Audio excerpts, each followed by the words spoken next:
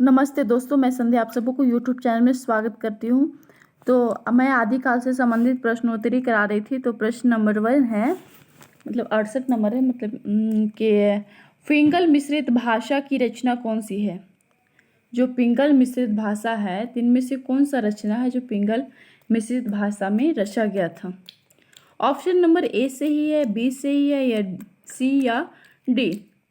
तो आप इसका सही आंसर लगाइए, क्या होगा। तो इसका सही आंसर है ऑप्शन नंबर बी है, वे सही है। पिंगल मिश्रित भाषा है, वे पृथ्वीराज रासो है। तो ऑप्शन नंबर बी है, वे सही है, पृथ्वीराज रासो। पृथ्वीराज रासो की रचयिता है चंद्रोदय।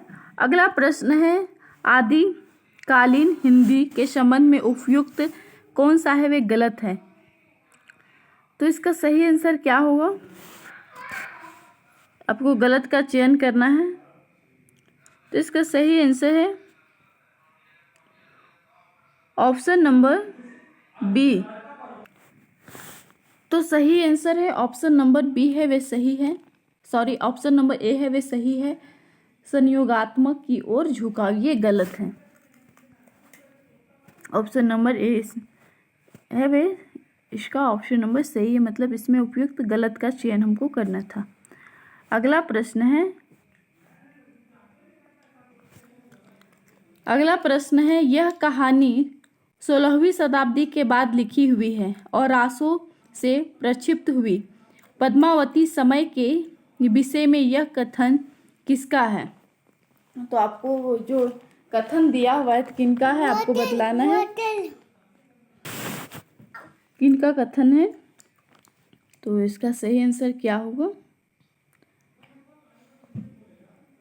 तो सही आंसर है ऑप्शन नंबर बी है, वे सही है।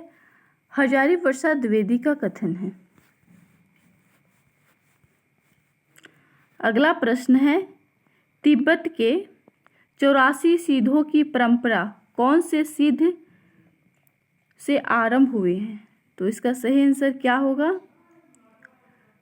नारोपा, सबरिपा, सरहप्पा या लुइपा। तो आप इसका सही आंसर लगाइए, क्या होगा। तो इसका सही आंसर है ऑप्शन नंबर डी है, वे सही होगा, लुइपा।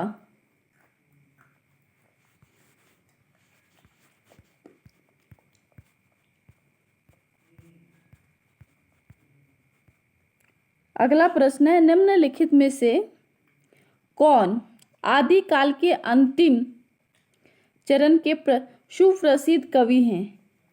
आदिकाल के अंतिम सुप्रसिद्ध कवि कौन है, इनमें से आपको बतलाना है। तो सही आंसर क्या होगा। तो सही आंसर है ऑप्शन नंबर ए है, वे सही है, अमीर खुसरो। तो इससे संबंधित जो दिया हुआ है, वीडियो को रोक के अच्छे से पढ़ लीजिए, क्योंकि बहुत ही महत्वपूर्ण है। अगला प्रश्न है, हिंदी साहित्य का प्रथम महाकाव्य कौन सा है। और मैं इसका प्रश्न भी कल करा रही थी, तो पूछी थी कि पृथ्वीराज से संबंधित, तो किसी का कमेंट नहीं आता है। सिर्फ 5, 6, 7, 8 ग्रुप वाले मैक्सिमम, मतलब 10 बच्चे सिर्फ कमेंट करते हैं, बाद बाकी किसी का एक भी कुछ नहीं आता है कि कितने क्वेश्चन में सही हुआ है। मैं बार बार आप लोग से रिक्वेस्ट करेंगे, सभी को मैसेज करके बतलाना है कि कितना क्वेश्चन में सही हुआ आप लोग। इससे पता चलेगा कि आप लोग कितना अच्छे से तैयारी कर रहे हैं। सिर्फ 10 बच्चे को मैसेज आता है, बाद बाकी पता नहीं देखते हैं या भी नहीं देखते हैं, कुछ पता ही नहीं चलता है। तो इसका सही आंसर क्या होगा, हिंदी साहित्य का प्रथम महाकाव्य कौन सा है। तो ऑप्शन नंबर बी है, वे सही है, प्रिय प्रवास, सॉरी पृथ्वीराज रासो। और प्रिय प्रवास एक खड़ी बोली का प्रथम महाकाव्य अयोध्या सिंह उपाध्याय द्वारा रचित गया है। अगला प्रश्न है,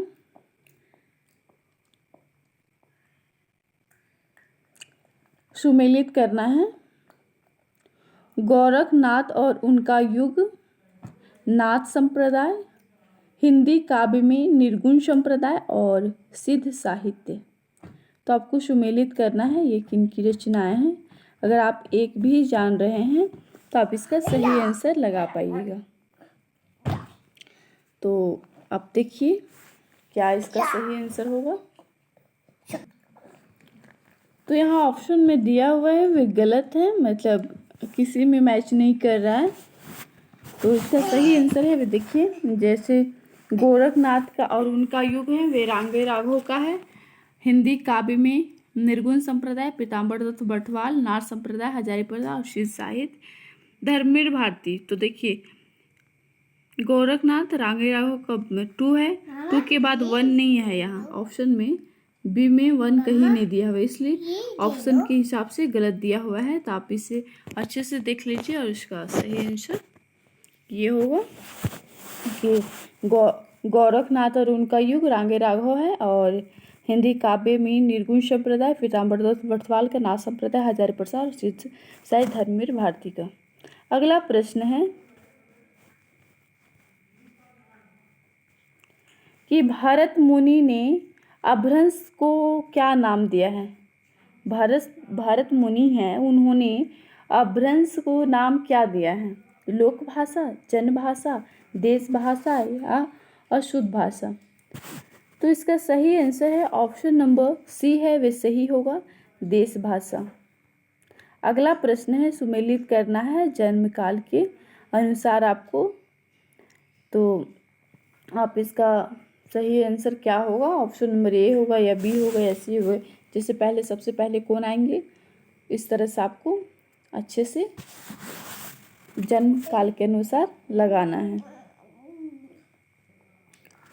तो इसका सही आंसर है ऑप्शन नंबर सी है। सबसे पहले चंद्र बरदाय, उसके बाद जगनीक, अमीर खुसरो और श्रीधर पाठक। और श्रीधर पाठक की जितनी भी रचनाएं हैं सभी को कमेंट करके बतलाना है कि कौन कौन सा है और श्रीधर पाठक किस युग के कवि हैं।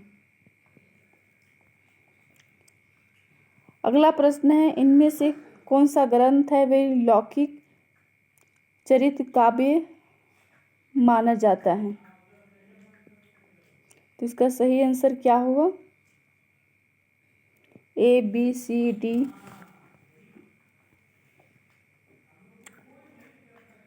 तो इसका सही आंसर है ऑप्शन नंबर ए है, वे सही है, भविष्यत कहा। अगला प्रश्न है नाथ संप्रदाय के प्रवर्तक इनमें से कौन है।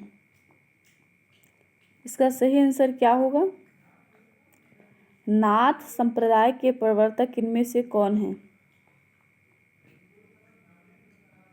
तो इसका सही आंसर ऑप्शन नंबर ए है, वे गोरखनाथ। अगला प्रश्न है महापुराण के रचनाकार कौन है। जो महापुराण है उनके रचनाकार कौन है। अब्दुल रहमान, पुष्पदंत, धनपाल या स्वयंभू।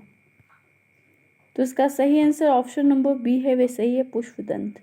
ऑप्शन नंबर बी सही है। अगला प्रश्न है सिद्धों एवं नाथों में सबसे पुराने हैं। सबसे पुराने कौन है सिद्धों और नाथों में सबसे पुराने, सरहप्पा, मच्छिंद्रनाथ, कन्हप्पा या गोरखनाथ। तो इसका सही आंसर क्या होगा,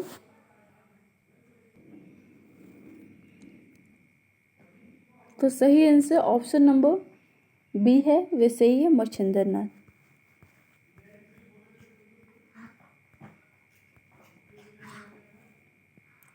अगला प्रश्न है आज का अंतिम प्रश्न, विशल देव रासो की नायिका का क्या नाम है। जो विशल देव रासो है उसकी नायिका का क्या नाम है।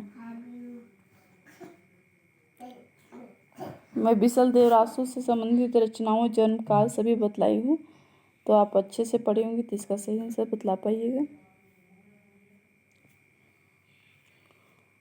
तो सही आंसर ऑप्शन नंबर डी है, वे सही होगा, राजमती।